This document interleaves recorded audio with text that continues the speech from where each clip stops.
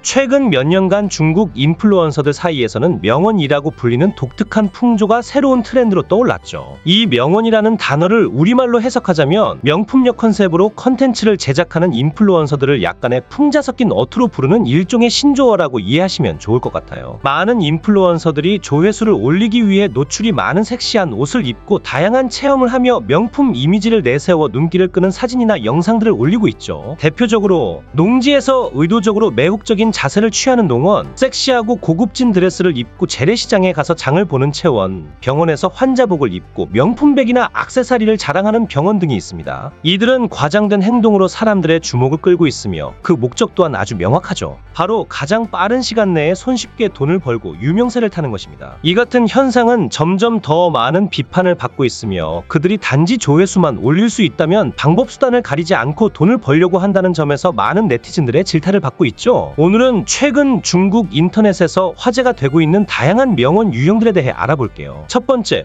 농원. 상하이에서 명품 호텔 인증샷을 찍는 열풍이 지난 후 많은 여성 인플루언서들이 새로운 컨셉을 개척하고자 농지로 향했습니다. 이들은 더 이상 호텔에서 사진을 찍는 대신 농지로 가서 섹시한 옷을 입고 사진을 찍기 시작했습니다. 여러 여성이 몸에 딱 들러붙는 섹시한 의상을 입고 서로 경쟁을 하듯 요염한 포즈를 취하고 있습니다. 이를테면 검정 스타킹을 신은 사무직 스타일, 몸에 착 달라붙는 치파오, 아주 짧고 깊게 파인 드레스, 반투명한 섹시한 잠옷, 심지어는 중국 전통 속옷인 두두라 라는 의상만 걸치고 농사를 짓는 모습을 연출합니다. 이들은 의도적으로 매혹적인 자세를 취하며 노출이 과한 사진으로 사람들의 시선을 끌어모으죠. 검정 스타킹을 신고 트랙터를 몰거나 섹시한 드레스를 입고 농기구를 사용하는 모습이 대표적입니다.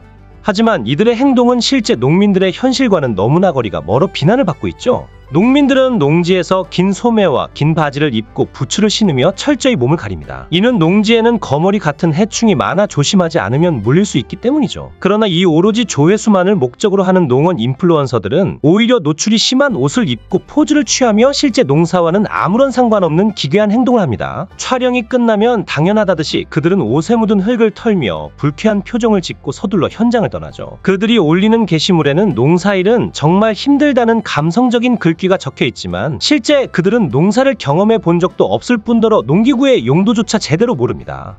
이러한 과장되고 피상적인 농원 콘텐츠는 점점 더 많은 사람들에게 비판을 받고 있다고 합니다. 그러나 역설적이게도 그들은 매번 라이브 방송에서 수백만의 팔로워를 끌어모으며 수익을 창출하고 있죠. 조회수와 수익 중심의 중국 플랫폼 환경에서 사실 농원 인플루언서들의 등장은 그리 놀랍지 않습니다. 겉으로는 농업과 농촌의 미덕을 강조하지만 그 이면은 단순히 조회수 비즈니스에 불과하다고 봐야죠. 중국 정부의 농업 지원 정책을 활용하려는 플랫폼들과 리즈치 같은 유명한 농촌 유튜버의 성공에 영향을 받아 농촌 생활을 동경하는 사람들이 늘어나고 있는 건 사실입니다. 느리게 사는 시골의 삶, 빠르게 돌아가는 도시 생활에서 지친 사람들에게 매력적으로 다가오죠. 그러나 진정으로 농촌의 삶을 공유하기보다는 이들은 시골 생활의 낭만적 이미지를 외적으로만 활용하며 자신을 포장하는 도구로 삼고 있는 게 문제죠.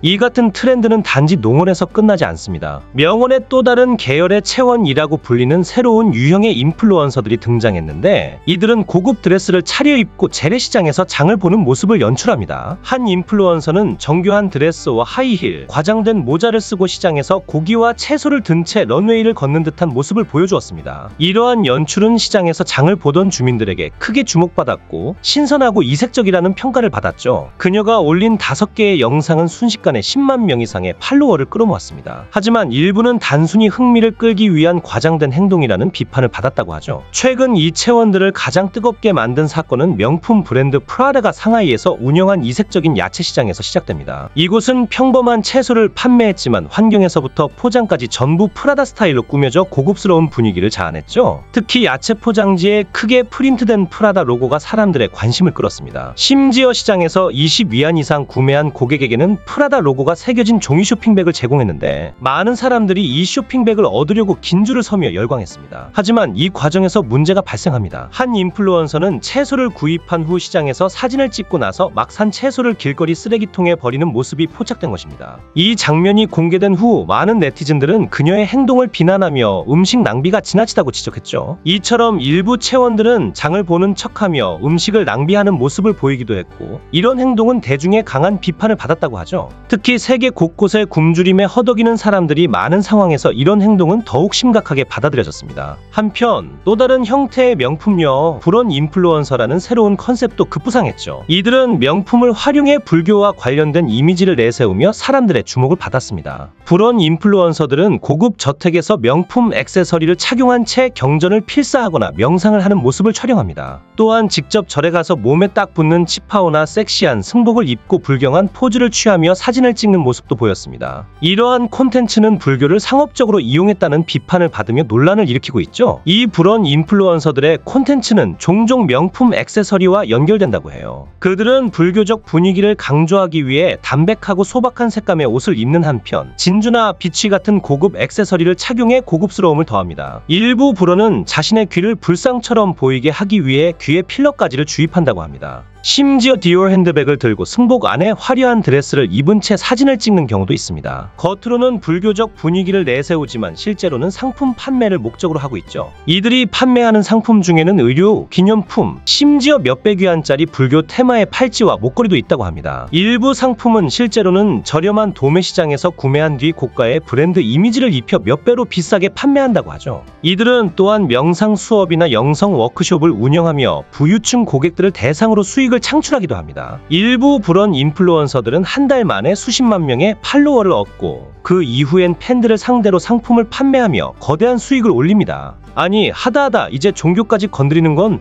너무 선 넘은 거 아닙니까? 일부 유명 사찰은요, 사진 촬영을 위한 인증샷 명소로 전락하기도 했죠. 이에 대해 중국의 공식 언론은 불교의 순수함을 더럽히고 있다며 이들의 상업적 행태를 강하게 비판하고 있다고 합니다. 이 정도면 사회 질서를 위해서라도 비판을 넘어 불법으로 체포를 하거나 벌금을 때리는 게 맞지 않나 생각됩니다. 마지막으로 이른바 병원이라고 불리는 또 다른 형태의 인플루언서들이 있습니다. 이들은 또 뭐냐면요, 자신이 특정 질병을 앓고 있다며 병원에서 촬영한 사진을 올리고 그 경험을 공유하는 콘텐츠로 조회수를 올리고 있습니다. 이들은 병원에서 치료받는 모습을 과장되게 연출하며 이를 통해 결국은 또 제품을 판매하는 데 초점을 둡니다. 예를 들면 한 인플루언서는 갑상선 수술을 받았다며 목에 난 흉터 사진을 올리고 흉터 제거 제품을 추천합니다. 그녀는 이 제품을 사용하면 흉터가 완전히 사라질 수 있다며 신뢰를 강조했다고 하죠. 하지만 나중에 그녀의 계정에서 이미 해당 브랜드 제품을 수술 전부터 홍보했던 기록이 발견되면서 네티즌들의 엄청난 질타를 받았다고 하죠. 결국 이런 콘텐츠 또한 물건 판매 목적으로 제작되었다는 점이 드러나게 된 거죠. 또 다른 인플루언서는 유방결절, 갑상선암 등을 앓았다며 치료 후 자신이 복용한 특정 건강 보조제를 홍보했습니다. 그녀는 해당 제품이 암 예방에도 효과가 있다고 주장하며 이를 반복적으로 광고했다고 하죠. 이들은 정말 이토록 관심을 받고 싶은 걸까요? 아니면 수익을 빨리 땡기고 싶은 걸까요? 환자 코스프레도 모자라 외식 배달원, 어린이집 원장, 농장 명품녀의 사찰 명품녀까지 그야말로 총체적 난국이네요. 이처럼 다양한 명품녀 컨텐츠는 중국 인터넷 전역에 퍼져 있습니다. 오직 조회수만을 위해 과도한 행동과 상업적 목적을 노골적으로 드러내는 이러한 행태는 점점 더 많은 사람들에게 비판받고 있습니다. 결론적으로 이들은 조회수만 올릴 수 있다면 또는 수익만 올릴 수 있다면 그 어떤 수단과 방법도 가리지 않고 있습니다. 사실 컨셉만 다를 뿐 이러한 조회수 중심의 콘텐츠는 대한민국에서도 많이 눈에 띄긴 합니다. 대체 언제부터 우리 사회는 조회수와 구독자 중심으로 변질되었을까요? 또한 이런 콘텐츠는 해봐야 얼마나 오래 지속될 수 있으며 사회에는 또 어떠한 악영향을 미칠 수 있을까요? 가짜 이미지를 만들어 어떻게든 신선함을 이용해 대중들의 주목을 끌고 그 짧은 인기를 기반으로 어떻게든 제품을 팔아 수익을 챙기려는 이 현상. 여러분들은 이 현상을 어떻게 보고 계시는지 궁금합니다. 오늘의 영상은 여기까지입니다.